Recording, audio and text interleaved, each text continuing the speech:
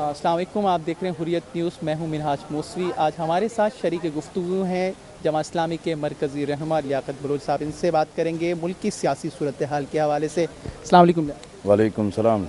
Liaquat Bloch साहब, ये बताइएगा कि जो सूरत हाल मुल्क के अंदर मजमूई हम देख रहे हैं, अमरीका का जो असर रसूख बढ़ रहा है, इसका आखिर पेशखेमा क्या साबित होगा, नताइज क्या निकलेंगे? देखें जी, 9/11 के बाद फ़ौजी आमिर ने एक गलत पॉलिसी अख्तियार की थी जो बुज़दिली पे मबनी थी, लालच पे मबनी थी और अग़यार के हुक्म को तस्लीम करने पर मबनी थी। ये पॉलिसी गलत साबित हो गई थी। इसीलिए 2008 में आवाम ने फ़ौजी आमिर को उसकी पॉलिसियों को मुस्तरद कर दिया था। बदकिस्मती से जो पार्लियामेंट आई और जो जमहूरी हुकूमत आई और सियासत के नाम पर इक़्तिदार हासिल करने वाली पार्टियां आईं, इन्होंने भी उसी जनरल परवेज़ मुशर्रफ की पॉलिसियों को जारी रखा है और अमेरिका की ताबेदारी को कबूल किया है और शर्मनाक शराइत के साथ अमरीकी इमदाद कबूल करने को तरजीह दी है। और आज वही गलत पॉलिसियाँ पाकिस्तान के लिए वबाल जान बन गई हैं। हमारी आज़ादी और ख़ुद मुख्तारी के लिए मुसलसल ख़तरात बढ़ रहे हैं। इसका इलाज इसके सिवा कोई नहीं कि पार्लियामेंट ने 2 मरतबा जो करारदादें पास की हैं, उसी की बुनियाद पर नई हिकमत अमली बननी चाहिए। माशी मैदान में खुद नसारी की बुनियाद पर नई हिकमत अमली तरतीब होनी चाहिए। सर, ये बताइएगा कि जो जंग हम लड़ रहे हैं इस वक्त, आप देख रहे हैं कि उसके नताइज पूरे पाकिस्तान पर पड़ रहे हैं और बम धमाके आए रोज़, बदअमनी फैल रही है। क्या आप समझते हैं कि ये जो जंग हम लड़ रहे हैं इत्तेहादी जमात बनकर, अमेरिका की जो जंग लड़ रहे हैं, ये वाकई हमारी जंग है या हम पर मुसल्लत की गई है? लेकिन ये पराई आग है, पराई जंग है और ये अफ़गानिस्तान पर जो कब्ज़ा करना है, ये अमेरिका के इस खित्ते में बालादस्ती हासिल करने का एजेंडा है। और हमारे हुक्मरानों ने, पॉलिसी साज़ों ने अमेरिका के इस एज़ाम को पहचानने की बजाय उसकी ताबेदारी पर वक्त ज़ाय किया है। अब ये रेमंड डेविस की रिहाई का मामला हो, ड्रोन हमले हों, नेटो फोर्सेस की सप्लाईज़ का मामला हो, एबटाबाद और मेहरान नेवल बेस का मामला हो, ये सारी चीज़ें निशानदेही कर रही हैं कि इसके पीछे कौन है और इस सारी चीज़ों का मास्टरमाइंड अमेरिका है। इसलिए ये जो वॉर ऑन टेरर है, इसमें फ्रंट लाइन स्टेट की हैसियत से जो पाकिस्तान ने किरदार अदा किया है, इससे 65 अरब डॉलर पाकिस्तान का नुकसान हुआ है। 36,000 हमारे फ़ौजी जवान और बेगुनाह पाकिस्तानी शहीद हुए हैं। और इसी तरह हमारे जो सिक्योरिटी के अदारे हैं वो गैर महफूज खुद हो गए हैं। वो पाकिस्तान के अवाम को तहफ़्फ़ुज़ देने के हवाले से मफलूज किए जा रहे हैं। इसलिए ये हमारी जंग नहीं है, ये पराई आग है, ये पराई जंग है, हमारे गले में डाली गई है, हमारे ऊपर मुसल्लत की गई है। इससे जितनी जल्दी हम छुटकारा हासिल कर लेंगे, इसी में ही पाकिस्तान की खैर है। सर, जो मुल्क के हालात हैं, आए रोज़ दहशतगर्दी के जो वाक़यात होते हैं, और हम दूसरी तरफ ये भी देखते हैं कि जो तालिबान है वो इसको ऑन भी करती है कि कहती है कि ये हमने किए हैं। तो फिर आप कैसे कह सकते हैं कि ये जंग जो है वो पराई अमेरिका की जंग है, हमारी जंग नहीं है?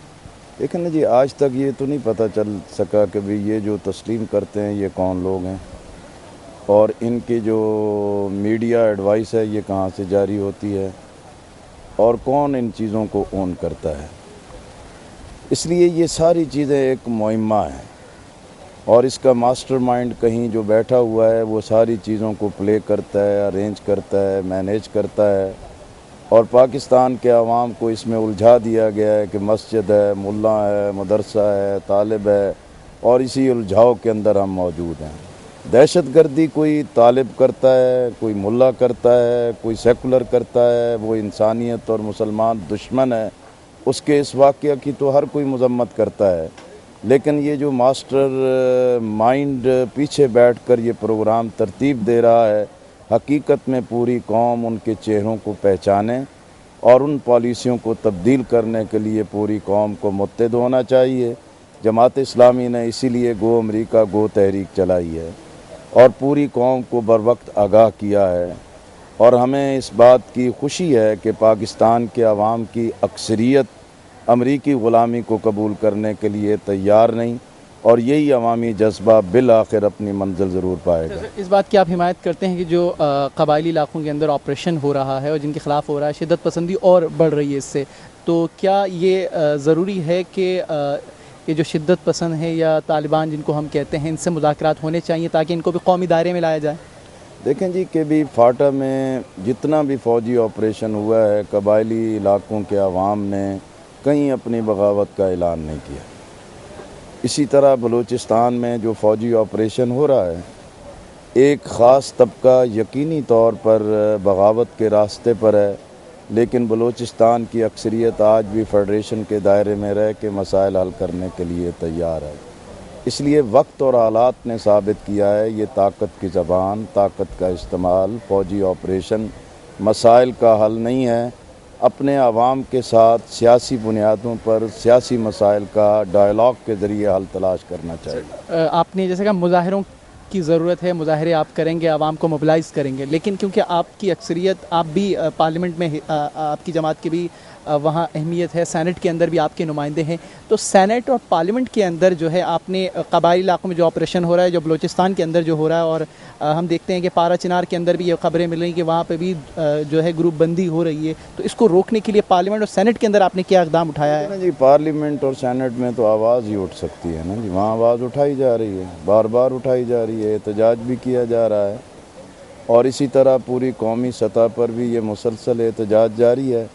اور اس کے لیے حکمرانوں کو اپنا رویہ اور اپنا طریقہ کار تبدیل کرنا ہوگا، اور عوام کے ساتھ دشمنی کی بجائے عوام دوستی کا رویہ اختیار کرنا چاہیے، ڈائلاگ کا راستہ اختیار کرنا چاہیے، اور یہی راستہ ملک میں امن لا سکتا ہے. یہ بتائیے گا کیا امریکہ سے ناراضگی اختیار کر کے ہم سروائیو کر سکتے ہیں؟ لیکن امریکہ کی دوستی بھی ہماری آزادی اور خود مختاری کے لیے تباہی پیدا کر رہی ہے. ایسی دوستی جس میں عزت جائے، جس میں غیرت اور حمیت کا سودا کیا جائے، تو ایسی دوستی کے اندر آنکھیں بند کر کے نہیں بیٹھے رہنا چاہیے. عزت اور وقار کے ساتھ اپنی حکمت عملی کو اختیار کرنا چاہیے. کرپشن نے، لوٹ مار نے، یہ قرضوں پر جو ڈاکے ہیں، اس سے اشرافیہ کا ایک مقتدر طبقے کی تو حالت بدلی ہے، ان قرضوں کے ساتھ پاکستان کے عوام کی حالت نہیں بدلی. اس لیے خود انحصاری اور کرپشن ختم کر کے سادگی کے ساتھ ملک کے اقتصادی نظام کو چلانا یہ وقت کی اہم ترین ضرورت ہے. بہت شکریہ. یہ تھے ہمارے ساتھ جماعت اسلامی کے مرکزی رہنما لیاقت بلوچ صاحب، جو مجموعی طور پر ملک کی جو سیاسی صورتحال ہے اس پر اپنا تجزیہ پیش کر رہے تھے. کیمرہ مین شکیل رضا کے ساتھ میں حاج موسوی، حریت نیوز کراچی. یہ تھے ہمارے ساتھ جماعت اسلامی کے مرکزی رہنما لیاقت بلوچ صاحب، جو ملک کی مجموعی سیاسی صورتحال پر اپنا تجزیہ پیش کر رہے تھے. کیمرہ مین شکیل رضا کے ساتھ میں حاج موسوی، حریت نیوز کراچی.